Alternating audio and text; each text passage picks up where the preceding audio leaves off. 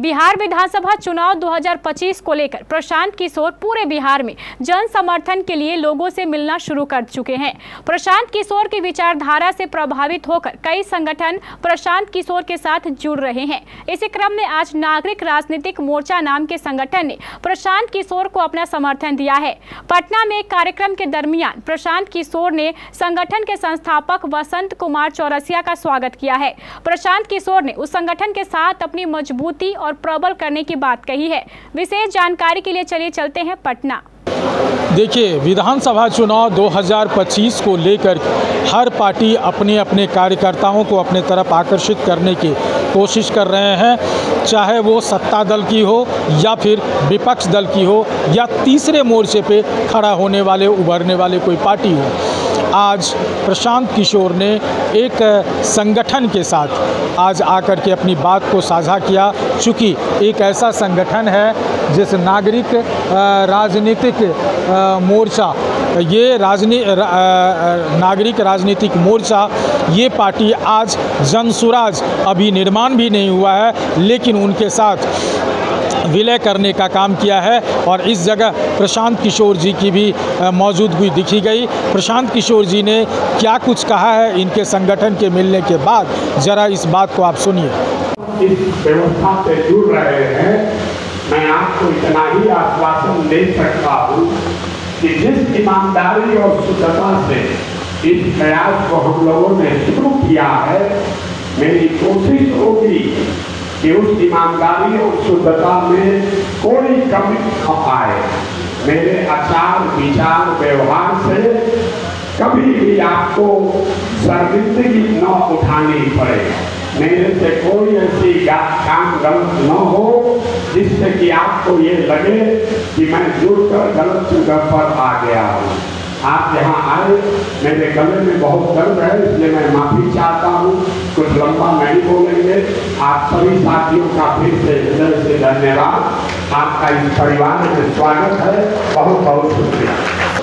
तो आपने सुना, प्रशांत किशोर जी ने अपनी बात को रखते हुए संगठन को मजबूती प्रदान करते हुए कहा है कि संगठन को हम और मजबूत करेंगे और हम सब मिलकर जो शिक्षा के खिलाफ, जो पलायन के खिलाफ, जो रोज़गार के खिलाफ नहीं कोई बात कर रहे हैं, ऐसी सरकार को हम पनपने नहीं देंगे। साथ ही जो हमारे साथ आज आपने आगे देखेंगे कि रामबली सिंह MLC, इससे पहले वो RJD में थे, RJD से इस्तीफा दे करके वो जनसुराज में शामिल हुए हैं और रामबली सिंह क्या कुछ कह रहे हैं इस जनसुराज को सशक्त करने के लिए, ज़रा ये भी सुनिए। मैं तो सत्ताधारी दल राष्ट्रीय जनता दल में MLC था, लेकिन वहाँ पर हमारे समाज के मुद्दों को, यानी कि यथा संपन्न जातियों को जो डाला गया मूल अति पिछड़ा में, जिससे 111 जातियों की हकमारी हो रही थी, उसकी लड़ाई हमने लड़ी। और अगर नीतीश जी और लालू जी ईमानदार होते उस समय, तो हमारी मांगों को विचार करने के बाद उसको लागू करते, लेकिन उन्होंने ऐसा नहीं समझा। तो हमने कुर्सी को लात मार के आंदोलन का रास्ता अख्तियार किया, सत्ता का रास्ता अख्तियार नहीं किया। और आज भी उन तमाम अति पिछड़े वर्ग के लोगों को मैं आह्वान करता हूं कि आने वाला जो 2025 का चुनाव होगा, उसमें तमाम लोग एक साथ, अति पिछड़े के लोग जनसुराज के साथ जुड़ेंगे। जनसुराज जितनी उनकी भागीदारी मिलनी चाहिए उतनी भागीदारी देगी और बिहार में एक सत्ता परिवर्तन की जो है ये पहल होगी। देखिए, यहाँ पर शिक्षा की व्यवस्था हो, चिकित्सा की व्यवस्था हो या घूसखोरी की बात हो, पलायन की बात हो, बिहार तो एक तरह से जब आ रहा है। भ्रष्टाचार की बात हो, तब बिहार परिवर्तन की गुंजाइश है। बिहार के लोग जो है 90-95% लोग सत्ता परिवर्तन चाहते हैं, मुखिया को बदलना चाहते हैं, लेकिन नीतीश कुमार तिकड़म से, मैनेजमेंट से किसी तरह सत्ता को हथियाए हुए हैं। लेकिन बिहार की जनता 2025 में ये नीतीश कुमार जी को या तेजस्वी जी को या अन्य किसी का नाम आ रहा है, उस पर विचार करने की ज़रूरत नहीं है। जनसुराज का नेता जो है मुख्यमंत्री की कुर्सी बदलेगा और उससे बिहार के लोगों को व्यवस्था परिवर्तन का एक संदेश जाएगा।